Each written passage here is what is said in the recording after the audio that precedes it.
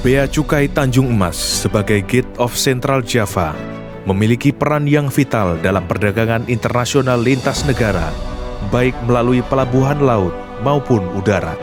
Dengan tugas di bidang kepabeanan, kami mengawasi proses impor dan ekspor di Pelabuhan Tanjung Emas, Bandara Ahmad Yani Semarang, dan perusahaan ekspedisi internasional. Tahun 2022 menjadi tahun yang penuh tantangan bagi bangsa Indonesia. Ketahanan ekonomi nasional diuji dengan guncangan dari unprecedented global crisis, mulai dari pandemi COVID-19 sampai dengan krisis energi dan krisis pangan imbas perang Rusia-Ukraina, hingga bencana alam yang bertubi-tubi melanda berbagai daerah di Indonesia. Meski demikian, Bea Cukai Tanjung Emas konsisten capai kinerja positif di tahun 2022, didukung dengan data capaian penerimaan negara mencapai 12,8 triliun rupiah, tumbuh 27,06% dari tahun 2021. Penerimaan negara yang terdiri dari penerimaan bea masuk, bea keluar, cukai, dan pajak dalam rangka impor berhasil lampaui target trajektori penerimaan Bea Cukai Tanjung Emas pada tahun 2022 dengan capaian 103,57%. Tercatat sampai dengan akhir tahun 2022, Bea Cukai Tanjung Emas telah melakukan berbagai extra effort dalam penerimaan negara, di antaranya bekerja sama dengan KPKNL Semarang dalam mengamankan penerimaan negara atas barang milik negara melalui lelang.go.id mengalami kenaikan 320,52% dari total hasil lelang sepanjang tahun 2021. Selain itu, Bea Cukai Tanjung Emas juga berhasil amankan penerimaan negara dari pelunasan piutang macet sebesar 15,3 miliar rupiah hingga mengamankan penerimaan negara berupa penerimaan dana sawit sebesar 108,6 miliar rupiah. Dalam rangka pengawasan dan perlindungan masyarakat, Bea Cukai Tanjung Emas turut berperan dalam menjaga perbatasan serta melindungi masyarakat dari penyelundupan dan perdagangan ilegal.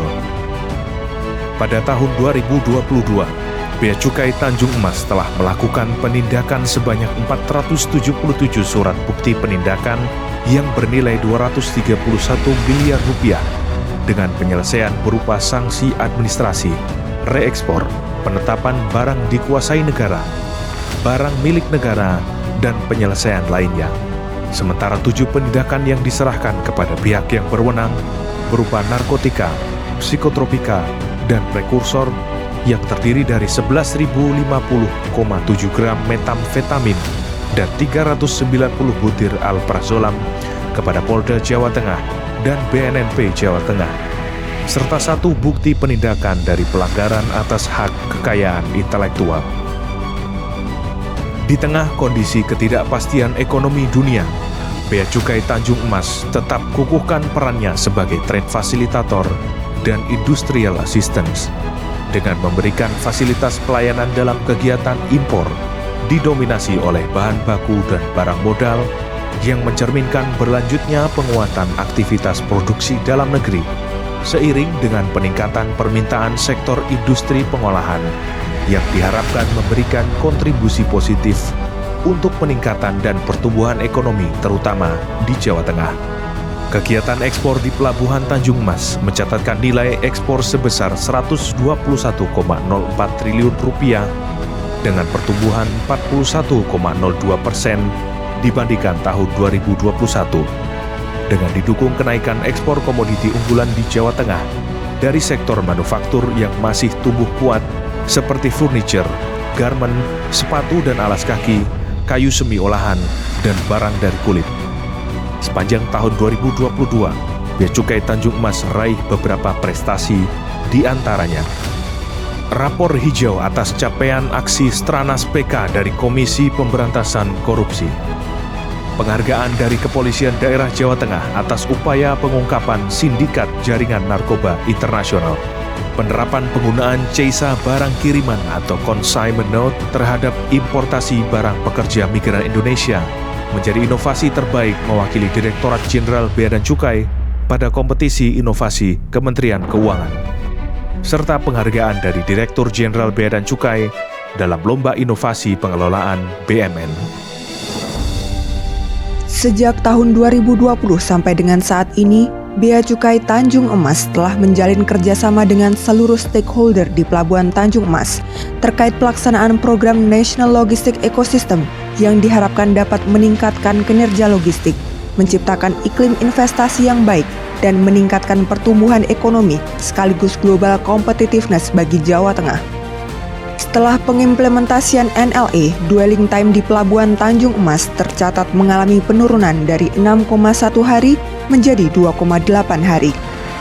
Salah satu implementasi sistem NLA yakni Single Submission dan Joint Inspection pabean karantina berhasil mendorong efisiensi waktu dan biaya sebesar Rp182,32 miliar.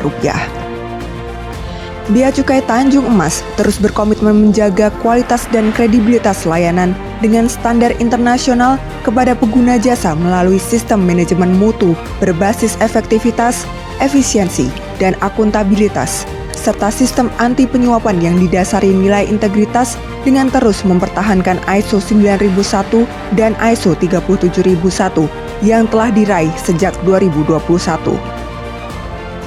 Serta sebagai bukti terus memberikan pelayanan terbaik tercermin dari capaian indeks 4,68 dari skala 5 dengan kategori sangat puas pada survei kepuasan pengguna jasa.